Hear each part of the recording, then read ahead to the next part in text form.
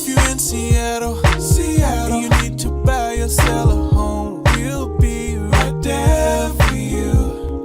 Because we're the realtors that you can trust. So go to ronanddonsitdown.com.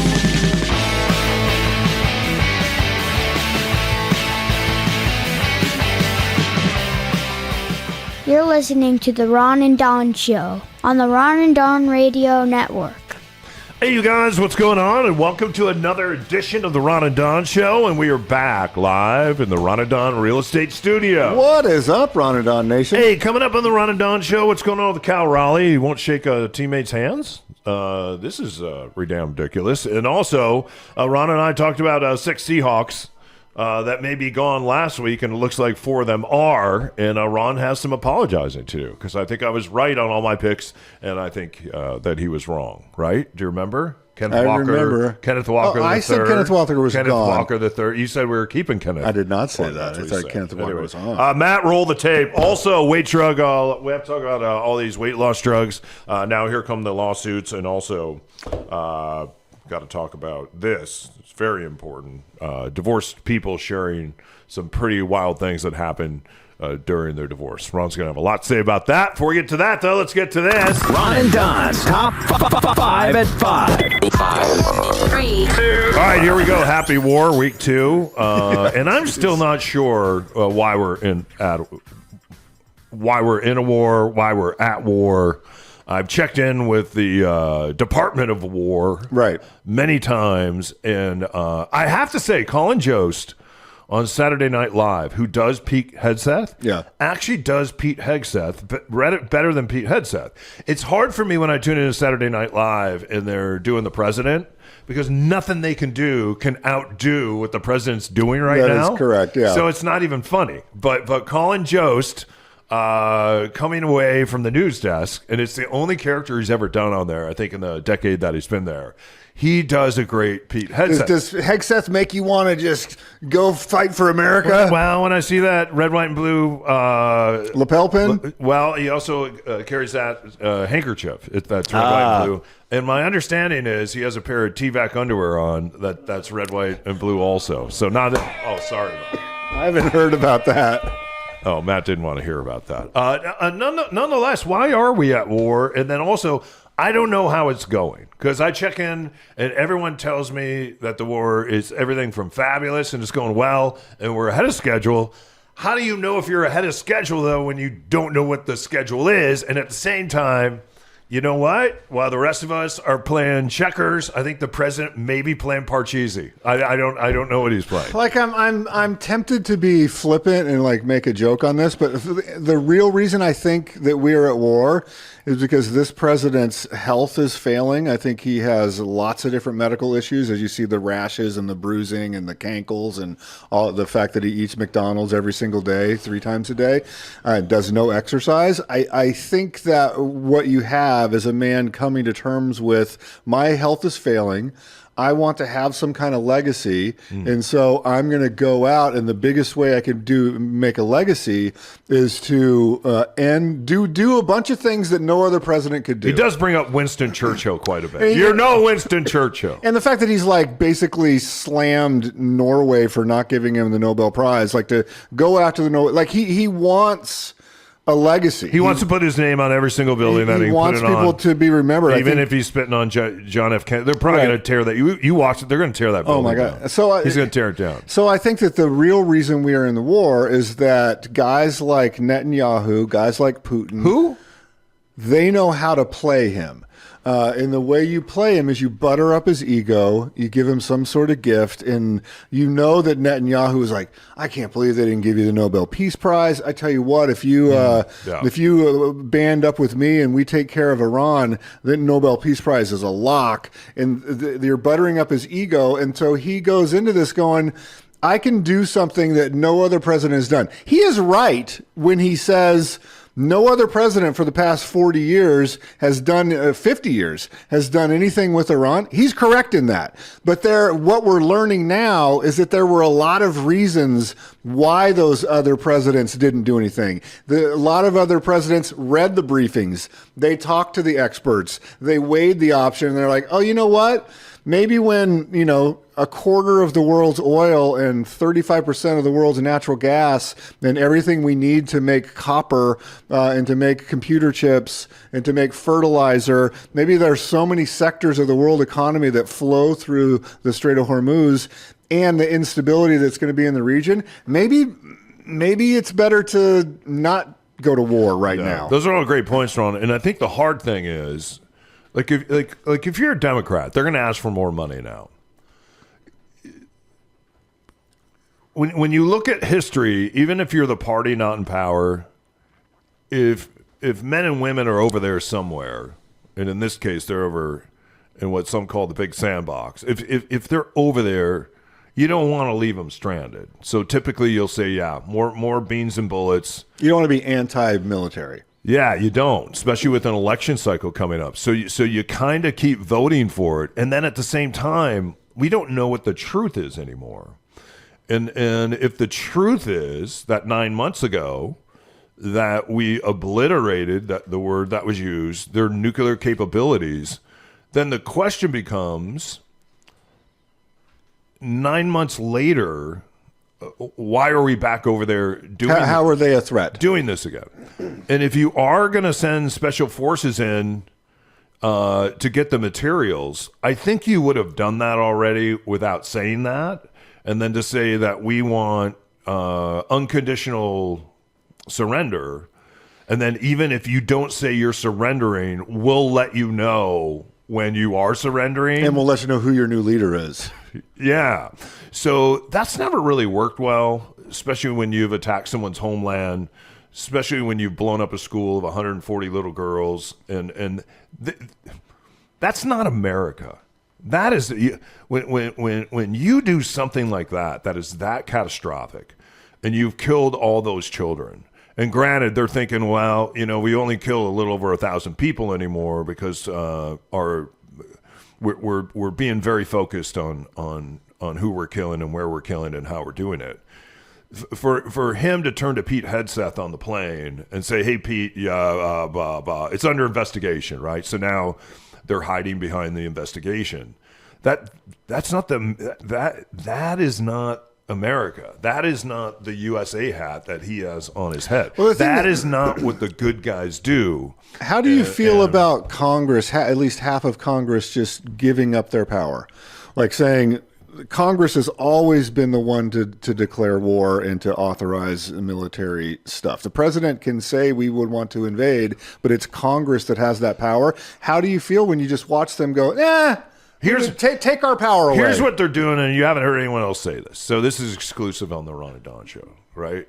Ron and Don exclusive. I have heard someone say, and I had already thought, that he is after that picture. He's after the Obama picture, right? You have the picture when Obama went after Osama bin Laden, and we have that picture of him in the Situation Room. That's why he built that ridiculous Situation Room with catering mask or the curtains. Yeah, down at Mar-a-Lago. But George W. Bush, he has that picture, right? You go back to his dad with Storm and Norman. He has that picture. George W. has that with Saddam Hussein. Bill Clinton has a famous picture. Yeah, Hillary Clinton has that picture. So I think he's really looking for that picture. And then this is what happens almost 100% of the time. Even when you go to war, if the war is not that popular and you first go to war, when you start sending sons and daughters, initially, and especially if you're over there, in the words of Pete Hegseth, and you're over there really kicking some ass, right? Then Americans typically will, Democrats, Republicans, Independents, they do rally around the flag. We saw that with George W. Bush, had horrible numbers going into 9/11. 9/11 happens. And then he stands up on that pile, which they say wasn't practiced. And he grabbed that bullhorn from that retired firefighter and said, they'll all hear from us real soon. And so they did for 20 years. When he stood on that pile after that, his approval ratings surged to over 90%. That's what Trump is looking for. That was a clear attack on the U.S. Heading toward, and that's why he's trying to tell you, right, they were about to attack us first. And I'm telling you, the guy making these decisions is Jared Kushner. and Trump's sons. Do you see that Trump's sons now are in the drone making business? Yeah. And They're the now AI making business, drones as of yesterday. Trump Drones LLC. I bet they say Trump on them when the drone is actually delivered. And every once in a while, a nation does want to go to war because they want to see how their shiznit works. And what we're finding out is our shiznit actually doesn't work that well. And the reason it doesn't work that well is because of the war in Ukraine. When we wouldn't supply Patriot missiles, right, ballistic missiles that'll go over 120 miles to go after Moscow and Ukraine, when we wouldn't do that, we would just give them defensive missiles, and then we stopped giving them much. Ukraine had to figure out a way. Have you ever seen them build one of their drones with a motorcycle battery? Watch it online. It's incredible. It's fascinating. People that work on some of my crews that are from Ukraine, they are some of the finest workers and the best craftsmen that you'll ever want to meet. There's a house right now where you've been building a table over in West Seattle. The siders on that house are guys from Ukraine. Some of their brothers right now are actually over in Ukraine, and they're fighting that war, right? So it's very interesting now that we're in a situation where we're firing off multi-million-dollar missiles to stop $20,000 drones, and Iran has so many of these that we're going to run out of missiles to stop the drones.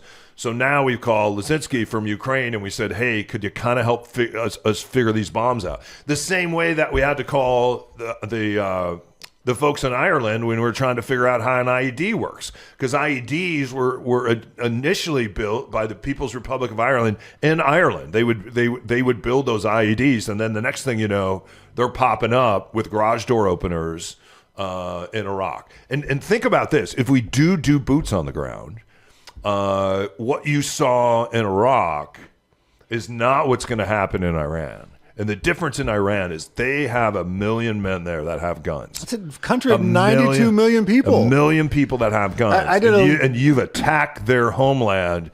And they're not afraid, for religious reasons, to burn it all down. And that's what they plan on doing. They are going to burn it all down.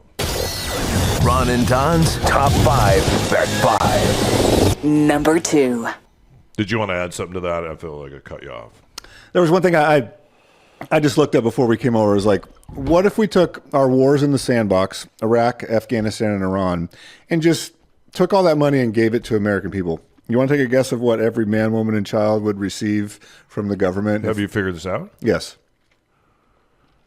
Going back to 9/11 with interest? No, just a cash payment. $3,000.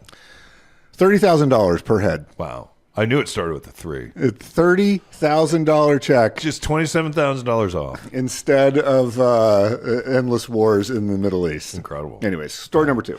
All right, let's talk about football wars right now. Football awards? Football wars. Oh, football wars. Yeah, we're in free agency. It's a war theme. And the Seahawks are acting like they don't have any money. When you look at all 32 teams, they're for sale, Don. They rank number 6 as far as having dough, and they're not spending it. John Schneider did not chase the MVP of the Super Bowl, who's 25 years old. Running backs are going to be hard to find in this draft. Charbonnet is hurt. What say you about them not chasing Kenneth Walker out the door? And a lot of people predicted Kenneth Walker would get $9 million a year. The Chiefs gave him $15 million a year. This is really interesting to me, and it goes back to, if you've ever seen that Brad Pitt movie Moneyball. So what had happened was, what it is there was a guy on the East Coast that worked in a bean factory, a Boston bean factory, whose obsession was with baseball statistics, and he came up with this method called sabermetrics. This is where bean counters came from. To where you would figure out the analytics of baseball that radically changed baseball. And for a while, before they changed the rules, remember, you'd go to a Mariner game and there would be 6 defenders on the right side of second base, and you're like, it's not even any fun anymore. And a guy named Billy Bean actually created all this. Well, Billy Bean implemented it. And so he took this analytic style of baseball working for the A's, and said, here's what we're going to do. We're going to start to deploy this. And so it radically changed baseball. After that... and to explain, the A's had no money. The A's had no money. Out of 32 teams, they ranked 32 as far as spending money. And so the days of going out and buying like the Bash Brothers with Mark McGuire, those days were over. And they're So like, back then- how can we compete? In all the sports, you focused on stars. Yeah. You said, I'm going to go out and pay the most money for these stars, and the stars are the things that are going to drive ticket prices and put up the big numbers. And they found out that that was flawed. So after that, the NBA brought in some of the same guys that worked in baseball analytics, and that's when you saw Steph Curry change the game of basketball and said, we need to take way more threes. It doesn't matter if you miss 25 threes in a row. It doesn't matter if big men take threes. When you and I covered the Seattle Supersonics, if you had a guy over 6'10", take a 3-point shot, George Karl would have him pulled out of the game by the time the next ball went down the court. Like, you just wouldn't do it. And so now you can have Wembanyama at 7'4" taking threes. Everybody's taking threes. So that's when analytics moved to the NBA. I take threes all the time. And boy, it's something when you take a three. Yeah. And so then the last league to incorporate analytics was the NFL. So you have some of these like Ivy League educated economists and mathematicians finally make it over to the NFL. And the biggest thing they found was that we're overvaluing running backs. So when they crunched, they built these models of the NFL and they put in every stat and every play and every game going back as far as they could. They said running backs are overvalued. And so what we need to do, the real value is the quarterbacks, and the real value is game-changing receivers, and the real value is someone on the defense that can create turnovers. Edge rusher. And so that's where the money went. And so you have this generation of analytic-driven coaches and GMs that have said running backs don't matter like they used to until they do. And so what we saw, because again, back in the day, you had Barry Sanders and Emmitt Smith and Jim Brown and O.J. Simpson, and all these backs were the highest paid. Marcus Allen, Bo Jackson. Can't believe you didn't bring up Walter Payton. Walter Payton, Barry Sanders. they would be the one of the highest paid guys in the league. And if you remember Herschel Walker leaving the Cowboys to go to the Vikings, biggest trade of all time because he was that valuable. Adrian Peterson. So now they're saying, hey, running backs aren't what they used to be. And so we're okay with letting Walker go. We're going to use the Moneyball approach. Let Walker walk. Ron. Maybe we're going to create Walker in the aggregate like they did in baseball analytics. So it's like, what are the component parts of this running back? Well, he's a good blocker. All right, maybe we get a super cheap rookie that can block really well. Kenneth Walker wasn't a good blocker. Or, you know what I'm saying, though? No, he wasn't a good blocker, and he wasn't a good pass catcher. Right, so I'm just saying, He was good at one thing. You might get 2 or 3 guys to come in. He was good at one thing, and that's running out of the backfield on a two-headed monster, which was Charbonnet, and running outside the tackle box. That's what he was good at. That's the one thing that he was good at. And for people that have been watching the Seahawks for the last 4 years, like I have, Kenneth Walker sucks footballs. I mean, he's horrible. He is hurt all the time. The reason Zach Charbonnet became a superstar is because he took all of Walker's snaps. The reason why Charbonnet got hurt this year is he was still taking all of Walker's snaps. Charbonnet is the one that had a Super Bowl year this year. The only thing that Walker did is when he got the opportunity to take his snaps and Charbonnet's snaps, and he knew that this contract was on the line, he delivered and over-delivered, and so did that offensive line for him, and especially the left guard. If he doesn't have 67, he doesn't have the year that he had. He's going to go to the Chiefs and get hurt. He'll be hurt all the time, and he's going to suck footballs. Did you see that because of that, Kelsey came back for his 14th season? Yeah, he's going to suck too. There are a bunch of guys that are going to suck. And the thing about the Seahawks, and you just made the great point, everyone's like, oh, the dynasty's over. The dynasty's over because a guy who's been hurt for the last 4 years for the Seattle Seahawks is gone? How can the dynasty be over? The dynasty's over because you let an overpaid edge rusher and Mafe leave? He had 2 sacks last year. For 2 sacks, he's going to get $60 million. And think about when the Legion of Boom left Seattle. They were the Legion of Bust. Everywhere those guys went, they got paid, and they all sucked. Who said Rashid Shaheed was coming back? This guy did. right You here. didn't say that. This guy right I said here. it. Come on. I said Ron and Don's Top 5 Back 5. Number 3. He's been my guy the whole time. Real quick, while we're still talking sports, what did Yeah. you think of Cal Raleigh not shaking a Rosarina's hand when a Rosarina's playing for Mexico. They're playing the World Classic. The World Baseball Classic's been great. I've been watching. So Rosarina, they're on opposite teams. They're on opposite teams. So a Rosarina comes over and he puts his in hand the batter's out, box. and Cal Raleigh said, "Nice to see you." No bueno. There's a rule. No, he didn't say no bueno. He said, "Nice to see you." There's a thing that I was unaware of that I think Cal Raleigh is aware of, is that if a catcher gets caught with pine tar on their hands, that will help. That would make the baseball fly differently. That you can get ejected. And so he didn't know. They're in the batter's box. Yeah. It's not pregame or between innings. And Rosarina had told him ahead of time he was going to do it because he did it to someone else. And Raleigh's like, "Don't put me in that position." So the batter could have a bunch of pine tar, Yeah. get it on the glove or the hand of the catcher, and now you jeopardize the pitching of the other team. I will say this just as a side note.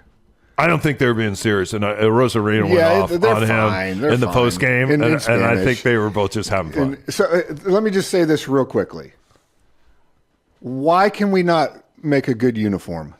The Mexican uniforms were spectacular. Yeah, The green jerseys with the white pinstripe Mexico on there, incredible hat. Our uniforms look like a friggin' junior high clip art USA uniform. They are horrible. They are horrible. They're Especially the worst Great especially- Britain has better uniforms than we do. especially the S in USA. It's just horrible. Yeah, Is that story 3? no. Oh. Weight loss drugs. Here come the lawsuits. I expected this, right? We hear weight loss drugs. Everyone should be taking them because they help not only with weight loss, but they can help with addiction. What I've noticed is people just shrivel up and they totally lose all their muscle mass. So, and I've also seen some women that are doing it that have got addicted to it and they continue to take it and they should probably stop. Like, and how do you tell someone, hey, you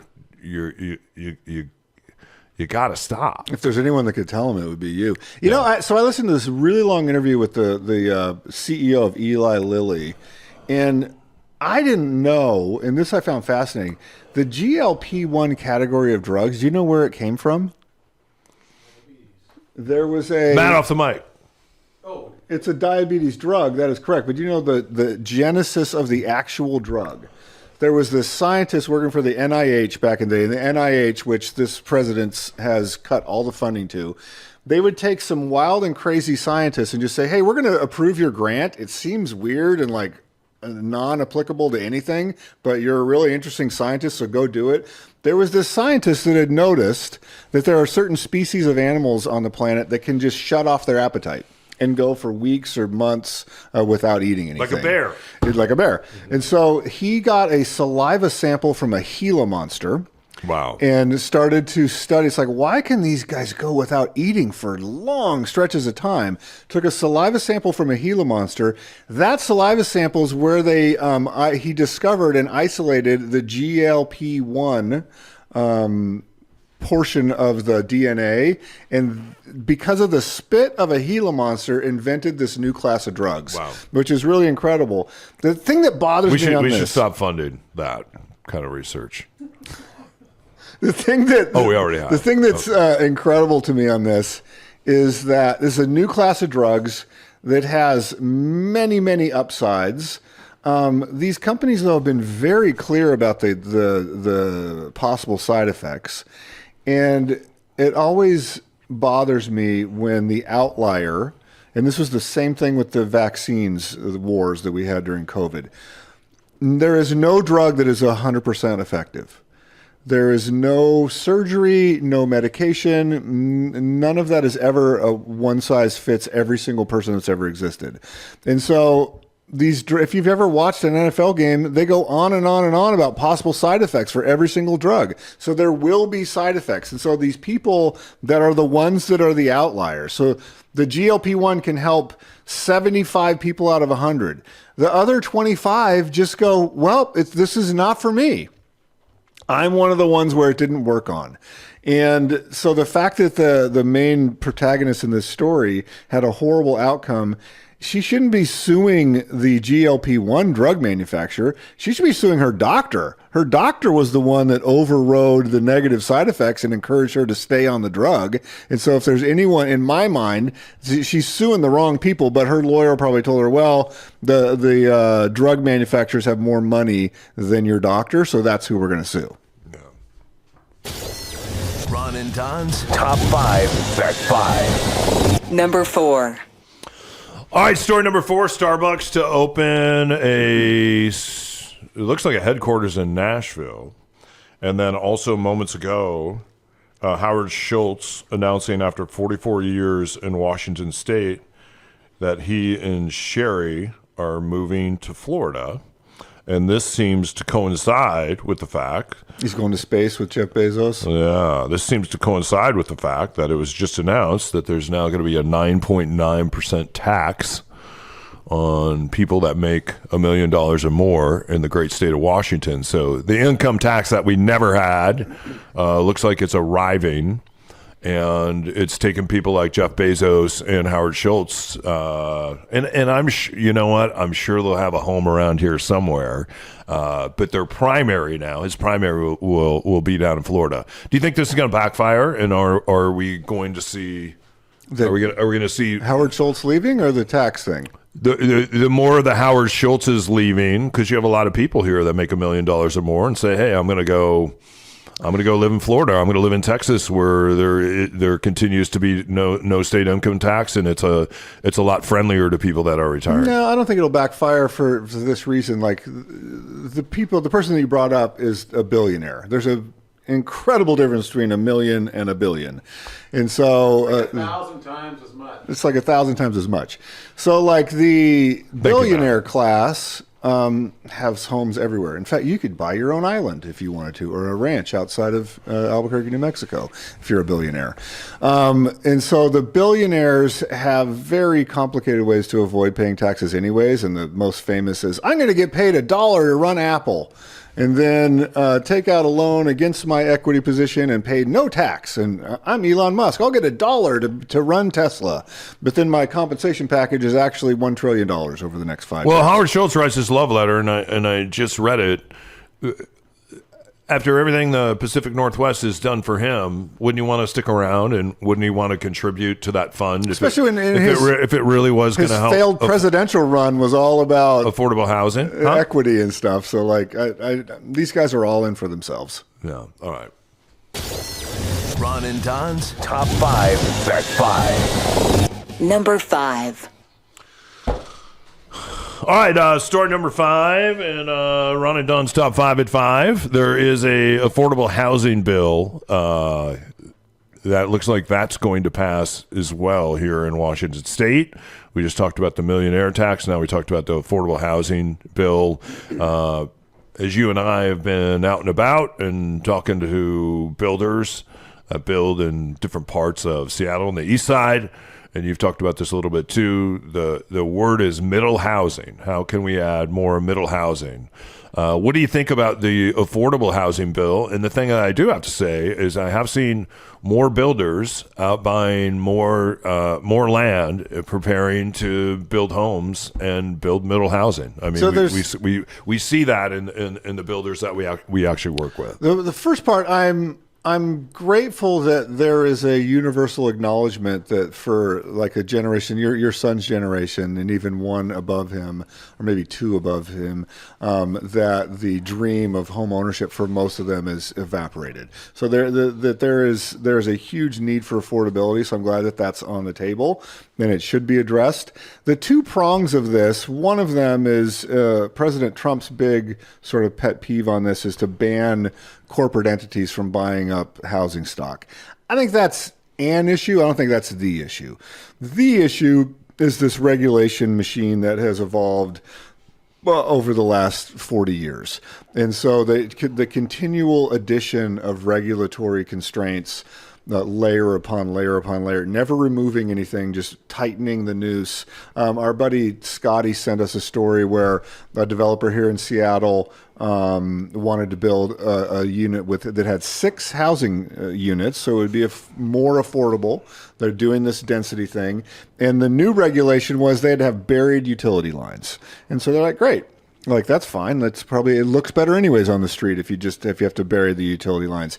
It took them 2 years to get the approval, cost them $270 additional $1,000 above and beyond the normal process. They had to delay the project because they couldn't get power hooked up because of one regulation. So the politicians said that this is a good idea and then didn't ask, well, how are we going to implement it? How can we make this fast? So they just tacked it on top of all the other electrical permitting stuff. And that person's like, I'm never building a project again. Competent builder, good design, trying to do the right thing, taking their own money at risk to put 6 housing units into the stock. And then this new regulation that it came after they got approved. So they already were in the pipeline. The project was already approved. Then the new electrical thing happened and they said, oh, now you got to do this.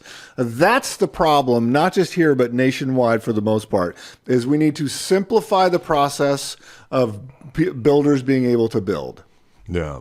I have a friend bought a place down near Capitol Hill, an old historic building down there, and was going to spend the money and did spend the money to basically, you have to retrofit it for earthquakes, and then above there's going to be housing, I think 6 doors, and then down below there's going to be 2 retail slots. Sounds like a really cool project. So he did all this work, and the next thing you know, the Seattle Fire knocks on his door because now I believe that they need a new fire hydrant, and they want him to pay for it. Of course. Which means the whole street out front has to be shut down and completely torn up.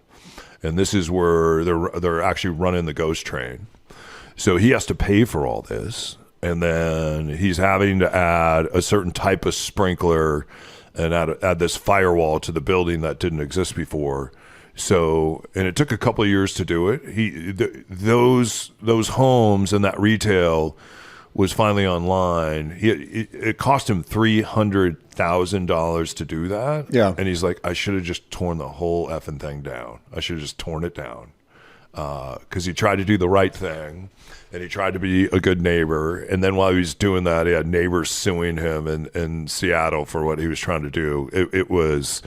He's like, I'm just never going to do that again. So anyway, that's tonight's Top 5 at 5. Let's get to our second segment on the other side of this.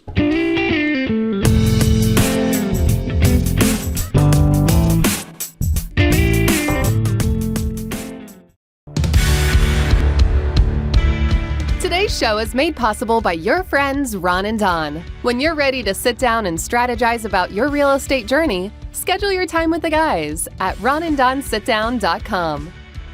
All right, you guys, welcome back to the Ron and Don Show. Ron just got done with his red tag. I think it took 13, 14 months. 17 months. 17 months. What is a red tag? What have you been up to? Yeah, so I took, partly inspired by you, to be honest. Like, you've done some big projects in the last decade, and I looked at the results that you've gotten and was like, I want to take on a big project and create my wealth snowball that we're going to talk about here in a minute. So along with a partner, we bought a house that was set to be foreclosed on the top of Queen Anne, and some people, and it actually angers me a little bit. It's the type of people that, I'm sure you've all seen this. They send out a letter, they go out and they find all the elderly people in a neighborhood, and they send them this supposed handwritten letter that says, hey, we'll buy your property for cash and restore it. And so the person in the house that I ended up buying was an elderly woman. Her husband had passed away. She got one of these letters, ended up selling the house to them.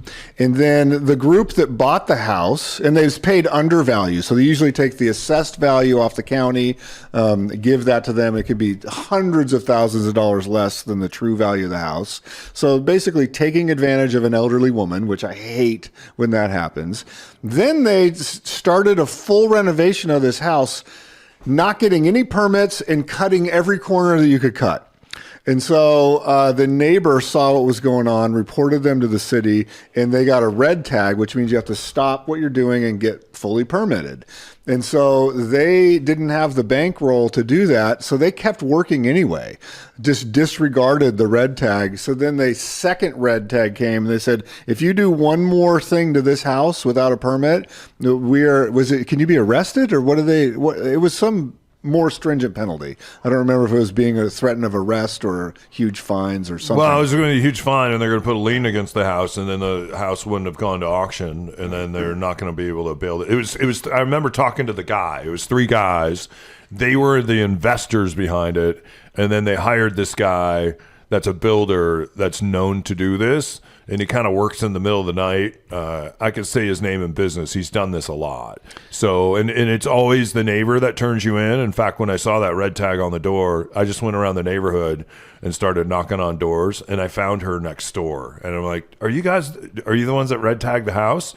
And very simply, it's because they were working late on a weekend. They were on top of the roof. They were doing some windows, and they asked them to not work past 7 o'clock. And the guy totally ignored her, and that's when she turned him into the city. She didn't know whether that stuff had been permitted or not. But once the city digs in, they dig in, and once you have to deal with someone like Victoria down at City Hall, good luck. Because once you're red tagged, you're red tagged. And so there was no real design process. They weren't going to raise the ceilings in the. They're just going to quick flip. This was going to be a quick flip, and it was going to be done with really low grade materials.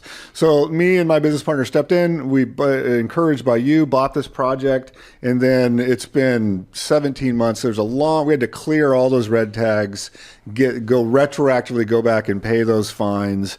We had to get the permitting, but we doing the math, figured out that this was going to eventually be worth it. So it's been the most ambitious project I've ever done, and I'm optimistic that it's going to do everything that we thought we were going to do. So instead of just bragging about this, I thought Don talks about this a lot, but and chime in here. It's a concept called the wealth snowball, and so the snowball. So we wanted to talk about this because this is what I tried to do. I'm supposed to chime in, but no one brought me a chime.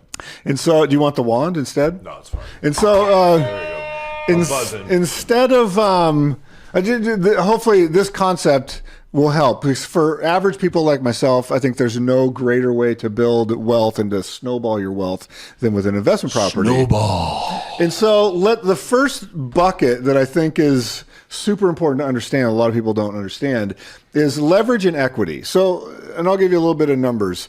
And if you want to see this, check it out on YouTube or Spotify, because this is a great video, and Ron has this all written out, so you should see it if you want to see it. And so the first thing that an investment property lets you do is use leveraged money. And so what do I mean by that? Like in most countries in the world, you can't do this, and in most other investment vehicles, you can't do this. So in other words, I only have to put up, I think in this case, 30% of the money, and then you get 100% of the financing from a lender.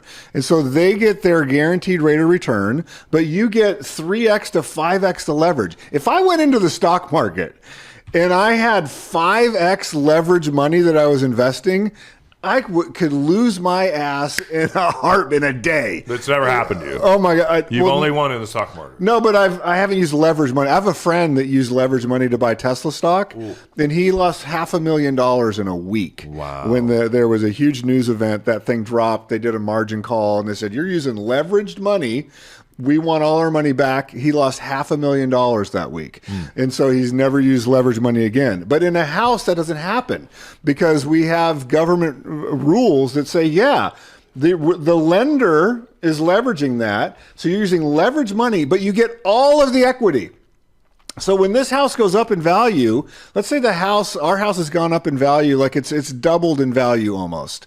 So the bank doesn't come back and say, hey, we just saw what you did. We want our share of that equity. So we gave you the money, so we want half of the value of that house. It's like, no, you get our contract is you get 6%, 7%. They still 8%. get quite a bit of money. The bank, they get a lot of money. The bank does, yeah. But so that's bucket number one here. Because what we did is what Don talk about what forced appreciation was in terms of this house. So we took a house that was worth around $850,000 and we forced that appreciation over 17 months. Yeah. A house will appreciate because the neighborhood you're by a school that's a 10 out of 10 that people love, by an elementary school. You're at the top of Queen Anne Mountain, so that's great real estate. People pay a lot of money to live up there, and it's an exclusive neighborhood. Like it's within the shadow of tech. It's within the shadow of a great school. It's in the shadow of shopping. So the great dog parks, great schools, all that. So a house like that, if you just bought it and didn't do anything, over 10 years, it's going to appreciate. But what you decided is, hey, we don't have 10 years. Let's force appreciation on this. And this doesn't work in every neighborhood. This works in a neighborhood where people are willing to pay more for a nicer home and better finishes. And so, for instance, you guys dug the basement out. If I had this house in Federal Way, I would never dig the basement out. Right. If I was in Everett, you do not dig the basement out. If I'm in Bellevue, I'd dig that basement out, right? So you really have to think about the areas where you want to force appreciation on the house, because does the house on Queen Anne become... Does it appreciate in value immediately if I dig the basement out? If I put, let's say, waterfall countertops in here, if I go all out and I make sure I have a 3-headed shower, for instance, what or if I went do I want to make sure I have heating and cooling in every room? I'm forcing appreciation on that house. I think our biggest thing here was going from a 2-bedroom, 1-bath to a 4-bedroom, 3-bath. Yeah, and then you have the choice, do I want to make an ADU downstairs and have 2 smaller spaces, or is this house worth more as a house? And you guys decided, hey, this is worth more than a house. And then you always think about your exit strategy once you force appreciation. So you could go ahead and flip it right now, and you guys would make really good money. You pay a lot in flip tax, right? You could move into it, and you could make it your primary, or you could say, you know what? This is a property that is going to be an investment property for us. So let's make this an investment property. We can short-term rental, we can mid-term rental, meaning 30 days, 60 days, 90 days, or we can long-term rent it. So it depends on your strategy, and you can say, we're going to go ahead and we're going to hang on to this thing. And once we hang on to it, not only now that we forced appreciation, continued appreciation will go from the point that we forced it. And then on top of that, because now we're landlords, there's a lot of tax benefits that come to being a landlord. Expansion, I put this in there directly for you. I don't have the opportunity to do this on this property, but when you did your personal house, you had a 10-year plan, but you were thinking expansion from day one, correct? Yeah, my primary house, people made fun of me because they're like, why did you leave the backyard so big? It's like you could have built a much bigger house, because I only built a 3,100 square foot house. And down below it is an ADU. So it's the house and the ADU with the big backyard. But the plan in the big backyard was to always do the dirt work back there and then put a backyard cottage. So I had one of the first stick-built backyard cottages on the block back when it was hard to build a backyard cottage, and now it's gotten a lot better. So anytime that you can add a door is great, because one door can pay for the debt service.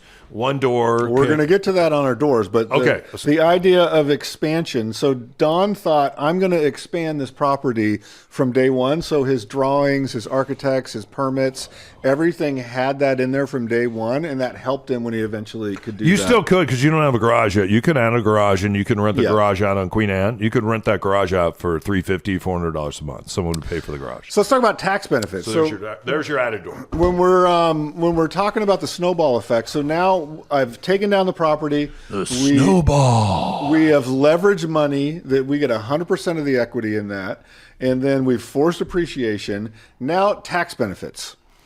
Yeah, tax benefits. Talk to your tax guy. I'm always kind of amazed.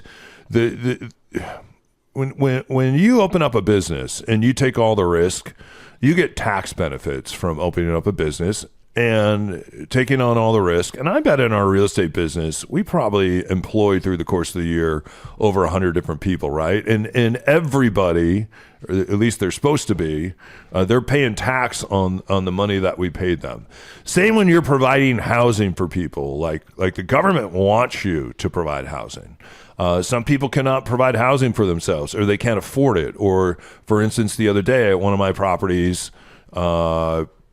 and you find this a lot with people that are 40 years younger, they can't fix things. So anytime that something breaks and they're 40 years of age or younger, they're calling you. So fence is broken the other day, a dog had broke a fence, or we can't get the thermostat to work and the furnace won't turn on. So I'll go over and take a swing at it and see if I can fix it. And if not, then I call someone. How does this refrigerator work? Yeah, so there's lots and lots and lots of that when people are moving in and out of properties. So at the end of the year, when you meet with your CPA, you basically you get a lot of tax benefits. You get a lot of tax benefits, and then also, especially if you live somewhere and people live on the property with you, the tax benefits that you get of owning a primary and then having a second or a third door with an ADU or a DADU, it's pretty mind-blowing, the tax benefits that you get from, and also with the mortgage that you pay as well. So the third thing is cash flow. So this project that I just finished is one door, and if we play our cards right, it will cash flow, meaning that we're going to get more money per month than our mortgage and taxes, insurance. Yeah, and what you're going to want to do is you're going to have an account and you're going to hang on to that money, because you're going to have to service that door. The good news is, because everything that you've done there is brand new, you don't expect a lot of things to break. There'll be wear and tear from the people that stay there, but there's certain insurance that you get, and renter's insurance, or even if you do Airbnb, they have something called air coverage now. So if somebody goes in there and messes up your stuff, you just have to be really good at taking pictures, documenting that, and then they'll pay for that, right? So you really don't know what it's going to cost to run that project through the year. So it's important to hang on to a chunk of money. And then over time, you can think about, hey, well, you know what we're going to do? We're going to improve this property. When you improve that property, there's tax benefits to that as well. And let's say that you want to build a garage. Maybe the garage comes from the money that you cash flowed. So the important thing is you always want your property to be a push. If it's not a push and it's called a feeder, and if you're having to pay $500 or $1,000 a month on a feeder, you better have great appreciation in order to accept that kind of loss. So the important thing is to at least get to a push. In your case, if you can get to cash flow, hang on to your cash flow, because you don't need to live off that now. And what you really want to do is also be aggressive on whatever debt that you have against the house, of paying that debt down. Because in the future, when you do need that cash flow and the debt's been paid down, there's certainly going to be more money to cash flow at that point, because the house is going to be worth more. You can rent it out for more, and then also you've taken that cash flow, you've sat on it, and you've reinvested it back in the property. And so talk about the frosting and sprinkles on top. If you can do more than what we did, which is just take an old house and make it brand new, but you can make additional units on the same property. Yeah, when my son gets older, I live in a pretty big house for me, and I don't need that big of a house. So what I might do is move into the backyard cottage. I've rented out my main house before when we travel. The main house makes a lot of money. The main house makes more money than I ever made a year at Cairo or any other place. If all I want to do is just rent out the main house and live off of that, I could, and live in the backyard cottage. So what the main house does is it not only pays down the debt service for the property, it cash flows big time. So when we travel, we'll rent out the main house to pay for our trip, and also to take a big chunk of change and put it in my son's college fund. So how do you think about your three doors? What's the purpose of each door in terms of cash flow and well, profits? One door I live in, the other door basically pays for the property that I live in, and then the other door cash flows. Sometimes I need both doors to pay down the debt service of the property. It depends on what time of year it is. So spring, summer, or fall, that's when you're going to make the most amount of money in a short-term rental. And for me, down the road, when I don't need so big of a space in building the backyard cottage for my mom, but also for me, probably as I get older and look to live in other places in the country when it's really cold and wet here, I'll probably home base out of that cottage and then rent out the main house. The important thing of the main house is my son and I, we have lots of memories that are connected there, and raising him there, building that over time. But I took the junkiest house on the block, and now it's probably the most expensive property on the block with those three doors. And those three doors allow you to do a couple different things. The other thing that I could do is condominiumize the property. I could there's a fence line in the backyard, and I could sell off the front house or I could sell off the cottage and get benefits, financial benefits from that. So I could sell those separately. Sometimes properties are worth more together. I think in that case, the house that I have would be. And then other properties that I buy or think about buying, I try to put 2 or 3 doors in those, and then we also teach a lot of people to do that. Like there's a couple we helped put 3 doors into a home a couple of years ago at the top of Queen Anne, and we're currently doing that. We did the same thing during the holidays. We went out and we bought what we call a scraper, and the rats had overtaken the place, and I think she's an architect. I think in 45, 60 days, we're going to have that thing turned around and ready to rent out to folks. So I'll just say this to wrap this up. This was not easy. It was a very stressful 17 months. It was financially taxing, emotionally taxing. There were many days where I was second guessing myself. It's taking a really big swing financially, emotionally at this phase of my life, and took everything I had and more. And I needed help from friends and people like yourself to get this thing done. But on day one, as we launch this thing into an Airbnb, we already have 6 figures of equity. Our exit strategies are intact. I'm very confident that this thing is going to, especially with the World Cup here this year and some big events coming in the summer, that we're going to get this thing to cash flow and generate some profit every single month. But I couldn't have done it without the knowledge that you paid for, but with your experience. So thank you for that. Of course. And you and your partner, Joe, give a shout out to him. Him and Jennifer were very gracious to give me a lot of free advice in this process as well. So, I'm grateful that I'm surrounded by some people that were able to help me and encourage me through this, but it was not easy. But basically I had a second job for the last couple of years that paid me 6 figures. yeah. Like, that's the way I look at it. And the great thing is, and I always tell people, know your exit strategy. Like if you were doing something like this, and at the end of the project, you were forced to do short-term rentals, and that's the only way that this thing could cash flow or be a push without being a feeder, then you've done the wrong project. And the reason you've done the wrong project is what happens if the city steps in today and say, no more short-term rentals, which they can do anytime they want to. And your whole model is made off the short-term rental. Or my whole model was made off of, I have to flip this thing at the end, and the market took a shiznit, and now I can't flip it. So you should always really think about, before you get into something like this, and Joe and Jennifer taught me that, and we're both indebted to them. Know what your exit strategy is, and have multiple exit strategies. So when you got done with this with Catherine, you and Catherine could say, okay, we can sell it, we can flip it, and we can make money. That's a win.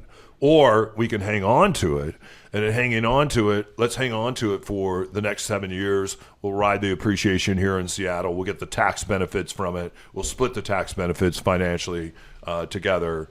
And then we can learn the short-term, mid-term, or long-term rental game. And future me is going to get a big paycheck. Yeah, and then you could exit, or you could say, you know what, we're never going to exit from this property. What we're going to do is keep continuing to pay down the debt, and when there's enough money there, we're going to extract money out, and we're going to go buy a second door down the street, and we're going to own another house, because now we have a house that we know other people will come in and rent, continue to pay down the debt service, will continue to cash flow, and then we'll use the snowball. What a lot of people do is they sell off that first rental property. Thank you. They sell off that first rental property, and sometimes the best thing to do is to pull your money out of that and go buy the second, the third, and the fourth, and then down the road you can look at packaging all those together in a 1031 exchange, which we can talk about another day. All right. Well, great job, man. Proud of you, dude. Thanks. That's great. It's a beautiful home, too. How do your pictures turn out? You can see them on I put a post up on my Facebook pages, some before and afters, and so people can go check those out. It turned out, it's definitely my personality. Like, I've got a couple things that I push for that you can find the pictures is there's this wall you come in with 3 downlights, and so I got 3 Seattle music legends on there. Cool. So if people are traveling and they're sort of similar age bracket of us, there's Kurt Cobain, where he was laying on top of the drum kit in the show. And on one all black and white pictures, the middle one is Jimi Hendrix, and then the one on the right is Lane Staley from Alice in Chains. And so I have these big Seattle mural. I have a picture of the Space Needle, picture of the Pike Market, picture of the Elephant Car Wash, like those sort of iconic moments. Cool. So I'm hoping when people come here that they're like, okay, I was in a Seattle place.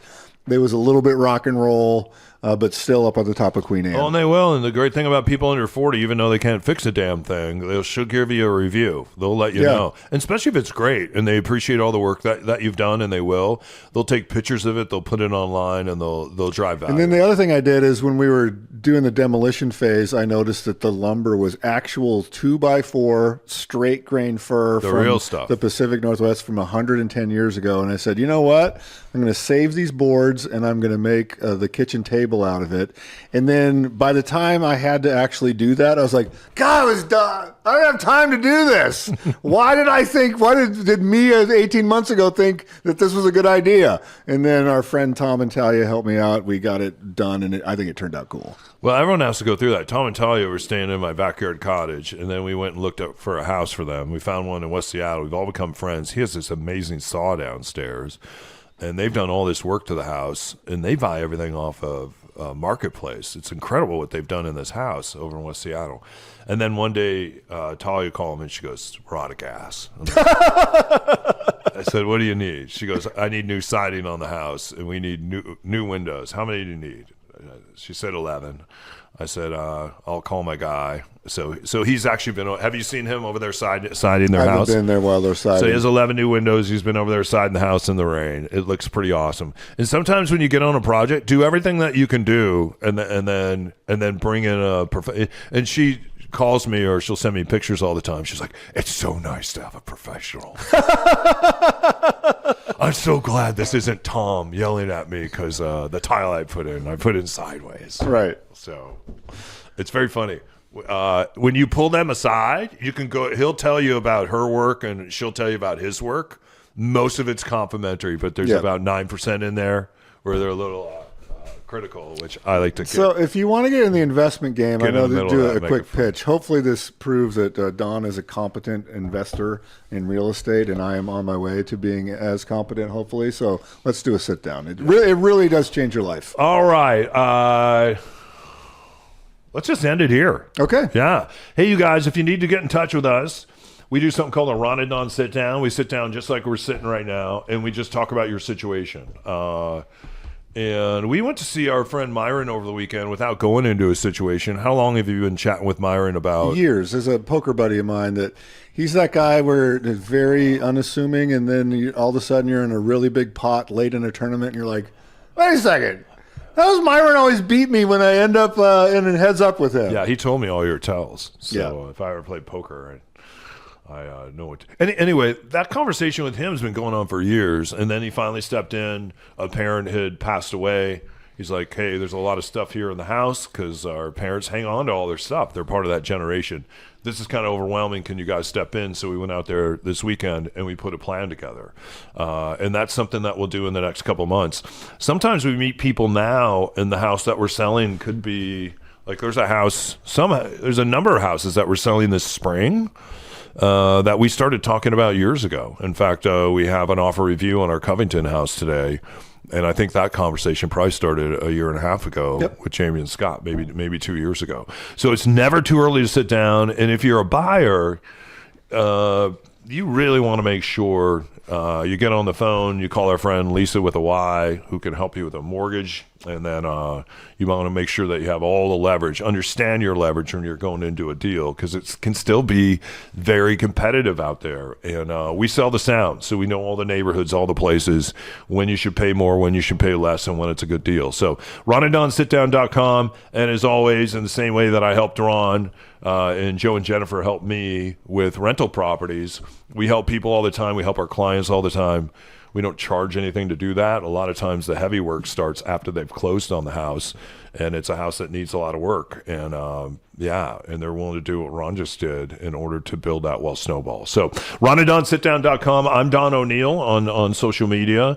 You find me a lot on Facebook and some on Instagram, and same for Ron. And I think he's on Threads. I think my son's on Threads now, which I didn't know. He didn't ask me, so I'm going to have a conversation with about it because Threads is now asking me to follow him. You should. You should follow your son. I'm not on Threads. We'll download it. Now I have to go to Threads in order, but I'm already following him on Instagram. He's on Snapchat, but I don't get the fun of Snapchat. You're fine. What do you? Because you don't have a bunch of 14-year-old friends. That's true. That's what's fun about Snapchat. There's a lot of Snapchatting going on. Evidently. At our house. All right. RunDownSitDown.com. Till next time, you keep your head up and your shoulders back. Our thanks to Matt for producing the show today. Of course, Charlie the dog is not out in the car because it's so damn cold. And he died. So he's not out. Cold. It's March and it's so cold. I always get that fake out week. We're like, oh yeah, sunshine, here we go, this is it. And then Oh, you faked out. Yeah. All right. And yeah, he's Ron. I'm Don. Until next time, you keep your head up and shoulders back. As I said, you've been listening to the Ron and Don Show. All right. Well, Snowball. Snowball. You weren't ready. Well, Snowball.